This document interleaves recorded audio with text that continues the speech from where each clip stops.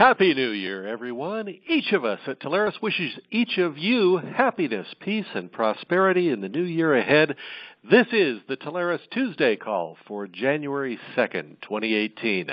I'm Doug Miller, joined today by members of the Telarus Executive Leadership Team, Adam Edwards and Patrick Oborn, for our annual Telarus Year in Review and the Telarus Executive Team Insider's Preview of what's coming in 2018. Please log into our live video chat and our video platform where you can see the amazing information about to be presented and to submit questions and comments to Patrick and Adam for our Q&A session at today's call's conclusion. You'll find us at telarus.com/start.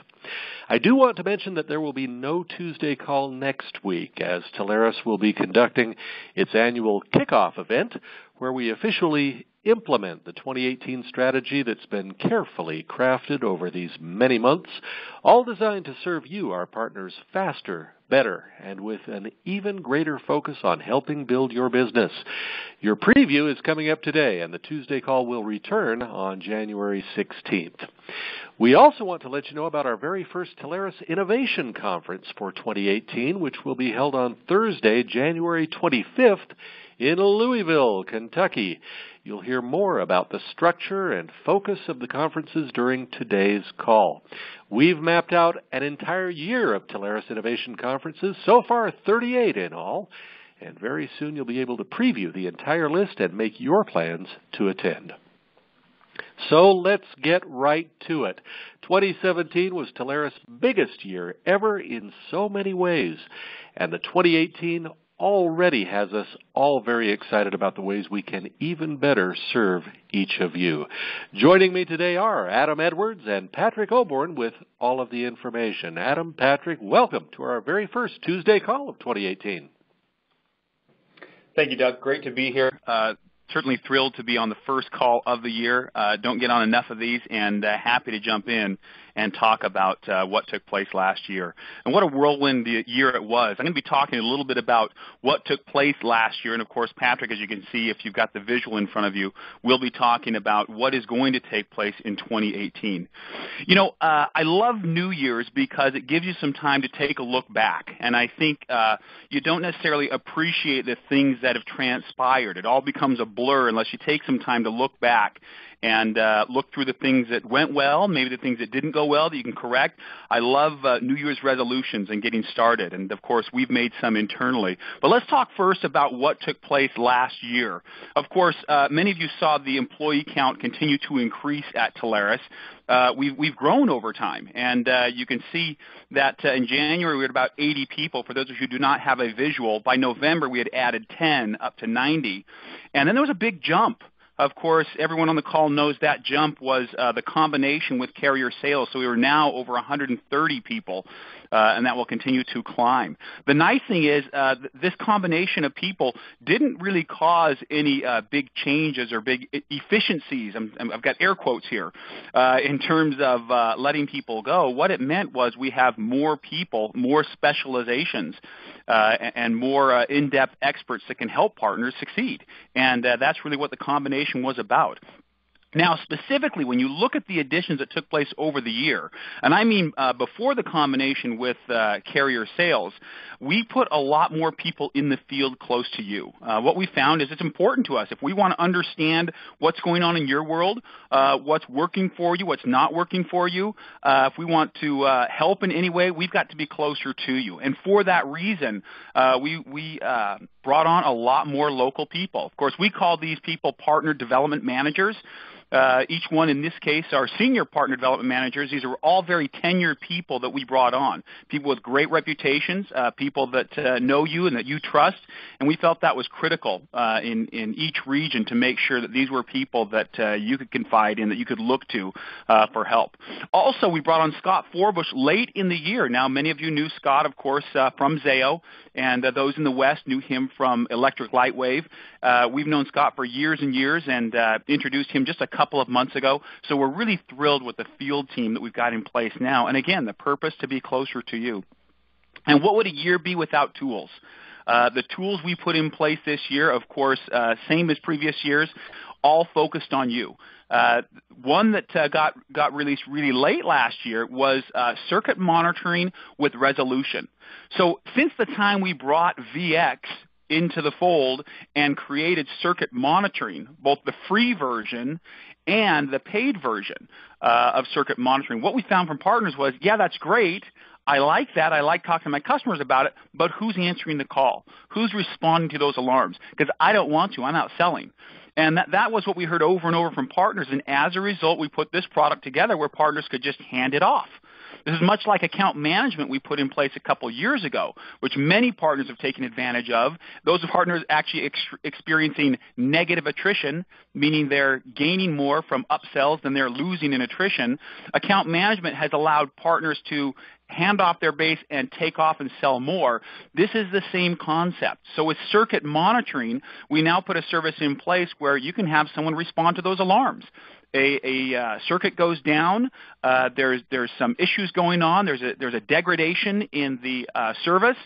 Someone's going to jump on it for you and act on your behalf to get that resolved so you can focus on selling. That's what that was all about. Again, that was launched late in the year, and we're pretty excited about that. Also, anyone who is at Partner Summit saw the launch of Moonrise. Now, Moonrise, of course, being the account management tool, the order status tool. And in Moonrise, you see just a couple providers now. We started with a few to really refine it and make sure we're getting you the information you need. We will continue adding to that over the years. But what we believe is you've got to have information at your fingertips. We found that the folks in our support team were spending 30% of their time relaying update information.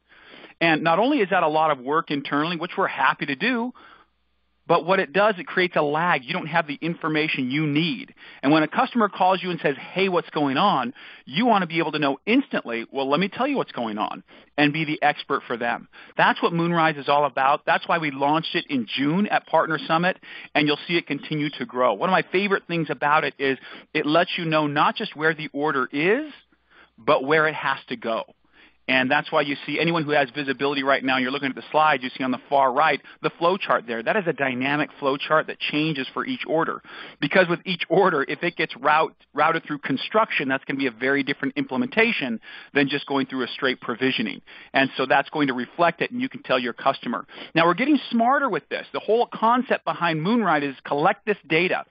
So many orders flow through Telarus that we've got visibility. If we can take that data and estimate not just what the SLA is, but what locally the track record is for implementing an order like this, we're going to get smarter and smarter at being able to predict when an order is really going to be implemented. So we're very excited, not just about the launch of Moonrise, but where it's going to take us.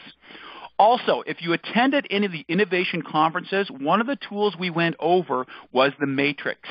In fact, the plural, what we learned this year, the plural of matrix is matrices. That's right. We've got matrices that we launched, not just hosted voice, but we also launched a matrix around SD-WAN. The reason being, these services are not just sold on price. What they're sold on is the integration capability. What features and functionality do they have? What applications of the office are being used? And as a result, what technology needs to be implemented to make that customer's solution custom fit? And that's what the matrix is all about, understanding what your customer has in terms of, are they a G Suite office? Are they a Microsoft office? Are they on Salesforce? Are they on Sugar? Once we determine those, we have a much better idea of where we're going to start with a solution. And that's what the matrices are all about.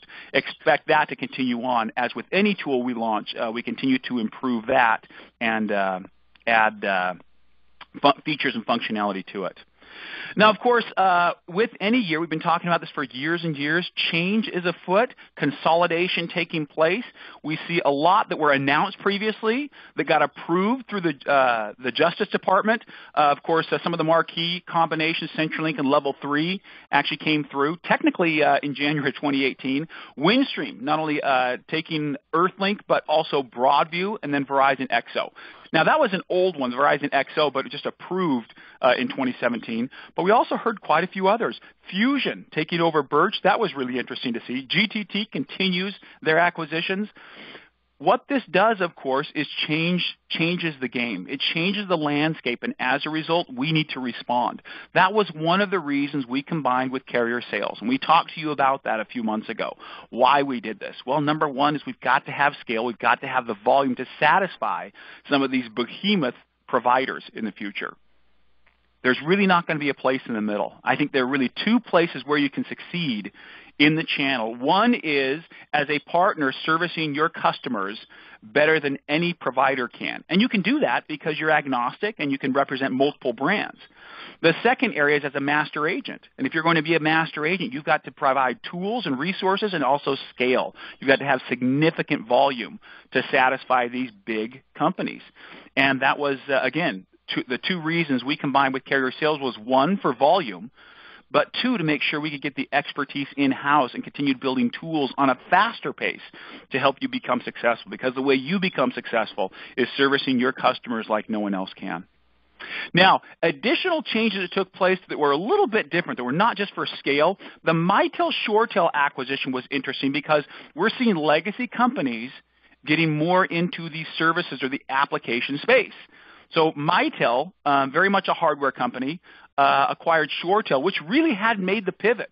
ShoreTel had made the pivot away from manufacturing over to cloud. In fact, we were so impressed with their platform and their mobile application. We got to sneak behind to see what they were delivering in terms of an interface, and it was top-notch. So Mitel acquiring ShoreTel we see as an equipment provider really getting further into the cloud space. Even though I recognize Mitel does have cloud tools, we felt like ShoreTel really had made that pivot.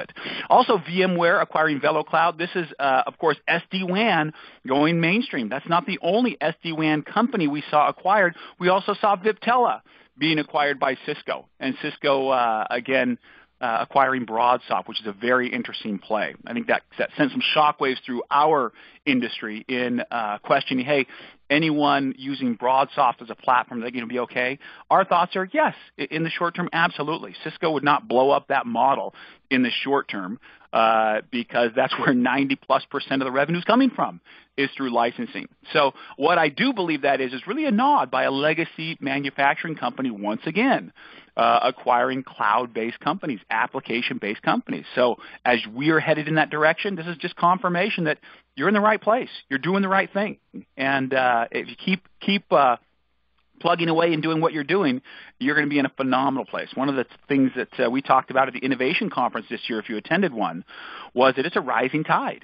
And you stay on your feet, and you're going to rise with that tide, and that means selling not just network but cloud services. So some of the awards we received this year, some were just announced in 2017, earned in 2016. Telstra, we were their top U.S. master agent. Patrick and I were fortunate enough to go down and explore the Australian market, not the Outback, the market. We actually got to go to the Telstra event there and meet some of the folks there and some of the channel folks there. Interesting things taking place in Australia. Happy to be their top master agent in the U.S. Also awards from ShoreTel, WOW, Vonage, Nitel, AirSpring. Quite a few awards. We're excited about those and appreciate the partnerships with suppliers that were partnered with us for those. Also, we received platinum status. First of all, Comcast just releasing their platinum status. They didn't have this before. They're releasing it. There are two of them now. Telarus is one of those. Spectrum Business as well. I believe we were the top producing master agent for the majority of months in 2017, and I believe we'll be top overall for 2017. Level 3, elite status there, and also ACC. So we'll see a lot more of those as we combine with carrier sales. Carrier sales, of course, has several of those themselves. If you look at the contact center space, nobody even comes close to what their production is. And as we combine these companies together, you're going to see a lot more of those top tier, including CenturyLink being Premier Elite. I believe they'll be changing the name of that. But also in several other UCaaS areas, you'll see Telarus, the combined company, getting some great awards. And that really is a reflection of you. I mean, when you look at those awards, what it really means is that you're producing more, and fortunately, we thank you for choosing to source that through Telarus. And we expect many more of those, and thank you for getting us there. Our combined efforts have really made a difference. Now, New providers coming, or that came on actually in 2017. Sorry, don't want to jump into 2018. That's not my area. I'm back in 2017. We brought on quite a few. And for those of you who don't have a visual of this, you're driving, you're commuting on the way to an appointment, there's a lot of logos up there. Let me just start with that. There's a lot of logos. And I'm not going to read these off, but we added in UCaaS, SD-WAN, international, cloud, and security. We also added connectivity. When you look at our connectivity ads, they're really much more niche fiber players, really filling some gaps. There are some niche players that really have some great capabilities. But if you look at the bulk of our additions, they were non-network. And we want to make sure that you've got an offering, you've got the services that you can select. Now, in the past, we've been very hesitant to add providers because we want to make sure that we produce enough volume to our existing providers that we get the resources and the marketing dollars and the focus that you deserve. What we found, though, is there are niches in the market, and if there's something they can address that others are not, then we're going to add those. And, of course, that has become more aggressive over the recent few years. And, of course, with a staff of experts that can help you understand those, we'll see volume going to each of those in addition to our existing our partners and suppliers. So we're excited about those, especially excited about the expansion in cloud and security. You're going to see a lot more of that. We keep saying this over and over, but this was just 2017. Remember, this was just the Telarus ads. As you look at the carrier sales portfolio, you're going to see even more, and Patrick will talk about that in just a bit. Now, of course, we got local. We got out to a lot of places this year, I think about 20 innovation conferences, and the whole point of those was to go out, get together with you, mix with some providers, network. And what we got to do this year, the theme this last year was the tools. We found that a lot of people have partnered with us for a long time. Even top producers have worked with us but didn't understand the Telarus tools, didn't understand the value that was behind them, that they could access at any time. And we went through and certified. We certified over 400 partners on Telarus tools in 2017. That means they got exposed. That means they used the tools. And if you were one of these events, you got certified and went through, used the tools, and knew that you had a lot of features and functionality that some of you just didn't know you had. So I appreciate each of you producing with us without that knowledge. But, boy, what a missed opportunity. I hope you're really able to use those tools as we go forward in 2018. We meet again at the TIC. The TIC theme this year, though, is going to be moving on. It's not going to be on the Telarus tools, and Patrick will talk about that in just a bit. Now, by the numbers, when we look at the numbers of what took place, big jump in sales. Of course, sales are not all the way in right now. Some trickle in, and we'll know the full December sales shortly. We believe it was about 39% increase in sales. I'm guessing that'll jump over to 40%. That's a big increase. That's a big increase in sales. That means you, in aggregate, are producing more. Now, if you're not producing more than you were the previous year, pop your head out. Ask a question. Get in contact with some of the folks in the field. Ask them, what are people doing who are growing at 40%? The only reason Telarus is growing at 40% is because many of you are growing at 40% or more. So if your sales are not increasing, reach out to someone at Telarus. Let's talk about what the most successful partners are doing. So many of you are doing so well. As a result, we collectively are doing extremely well. Now, UC numbers, of course, grew significantly, went from about 300,000, if you don't have visibility here, to about 900,000 in new MRR. That's almost triple the rate, triple growth, 200% growth there, going from 300 up to 900. That's significant growth there. Cloud, you see significant growth, more than doubling. SD-WAN is just ridiculous. The reason being, SD-WAN just came out really with Telarus in 2016. It's been around long before that, but we started selling and tracking it in 2016. You see massive growth there. Of course, the dollars for SD-WAN aren't huge, and they're not going to be as big as UC or cloud. They're just bigger spend over in those other areas. SD-WAN is a smaller component, but what a critical component. When I look at that number, what that tells me is more networks are becoming cloud-enabled, meaning they're becoming more resilient and cloud-ready so that we can put better applications on top of them and have a better experience. So we look at that number as really a reflection of networks that are primed and ready to be sold cloud services. So tremendous growth all around, but again, this being a reflection of what you're doing. We think 2017 was a phenomenal year, but what I really see it as is a setup for what things are to come. It really is, if you look at it, once again, an investment year. The dollars we poured back in, the number of people brought on, the tools that were built, we really see that as being an indication of what's going to take place in the future. You know, as Patrick often says, you can tell what a person values by where they place their money. And we still believe that there is a significant opportunity in growth here. And that's why we continue to plow investment back in tools and resources, because we think that not only this year that grew at 40% was a great year, we think next year will be even better. And I know that sounds like a lot because you're growing a bigger number, and growing a bigger number by 40% is harder to do. It'll happen. Just based on what we see already, the early indicators, this is a great place to be. And if you're reinvesting in your company, we see 2018 as being a great year for you. So we've plotted out 2018. We've talked about it a lot internally. We've planned for it through 2017, through the end of the year, about